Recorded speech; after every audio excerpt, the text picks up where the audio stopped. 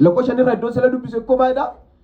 Akkuma Musee wajjin ta'e si wajjin hin nanta si biraa lafa hojii barbaadate kanaafiyyuu baay'eetu na biraa hafeera waan ta'eef mootota baay'ee raajota baay'ee kaasee na biraa hafaniiru waan ta'eef jajjaboota baay'ee kaaseera saba koo garuu na biraa hafa waan ta'eef ani Musee biraa nafne atis na biraa hin hafin ani immoo si biraa ni jira Waaqayyo na biraa nafedha.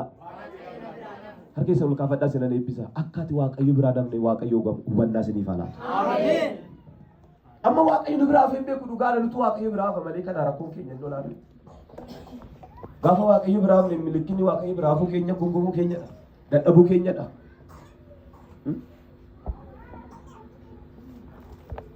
Yoo gargaaru Waaqayyo. Ameen. Mee lammaffaa Xiimotewos 4:10 irra eenyannaa dubbisu dhaqee. Lammaffaa Xiimotewos sagalee irraa kaasee dubbisi. Akka nu galuuf sirriitti dhaggeeffadhaa dubbii kana. Ergaa Xiimotewos lammaffaa boqonnaa 4:9 gubbaadha akkana jedha. Ariitiidhaan gara koo dhufuuf dhamay. Ariitiidhaan gara koo dhufuudhaaf dhamay. Deemaas biyya lafaa kana jaallatee ana buusee mandara Tasaloniqee dhaqe. Deemaas biyya lafaa jaallate jaallachuu irra darbee immoo magaalaa Tasaloniqee dhaqeera. Kireesqees biyya Galaatiyaa Tiitoosis immoo biyya Dalmaatiyaa dhaqe. La Kerqees eessa dhaqee? Biyya Galaatiyaa. Ishi Tiitoos immoo Dalmaatiyaa. Luqaas duwwaatu na bira jira. Haleluuyaa. Warra Waaqayyo biratti hafan ta'a. Ameen.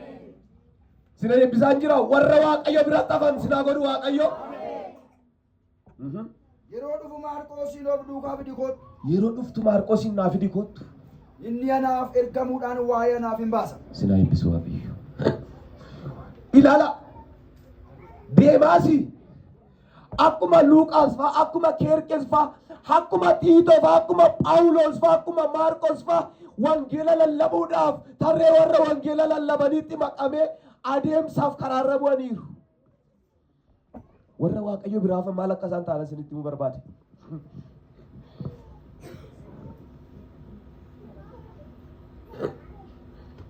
Adeemanii wangeela kana lallabanii magaalaa wayii keessa ga'uun isaanii namni magaalaan kun magaalaa Tasaloniqee baay'ee jabduudha waan ta'eef.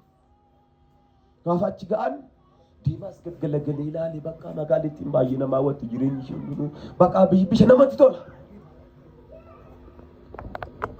Phaawulos Kerqees isiniin erge Tiitoos isiniin erge dhaqaatii wangeela barsiisaa biyya Galaatiyaatti dhaqaa wangeela dubbadhaa jedheetu hundumaa qoqqoode.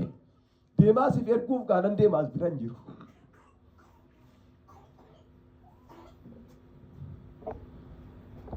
Mee dhaamsa kana walitti dhaama harka wal qaba akka wal bukkee jirtanitti. Waaqayyo galagalee biraas hin dhabinni waliin jedha. Walitti hima dubbiin kun hin cima waan ta'eef. Waaqayyo galagalee biraas hin dhabinni. Waaqayyo galagalee biraa nu dhabnaa rakkisaadha.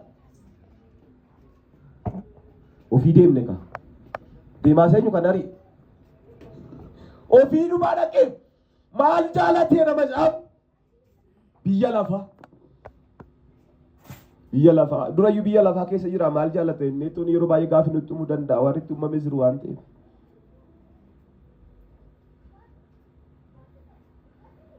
Hojiin biyya lafaa maal faadha? Hojiin biyya lafaa maal faadha? Galaatiyaa boqonnaa 5.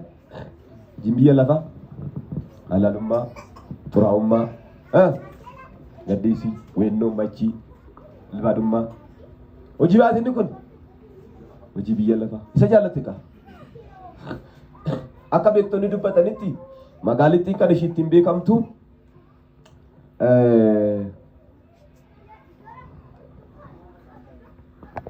hafuura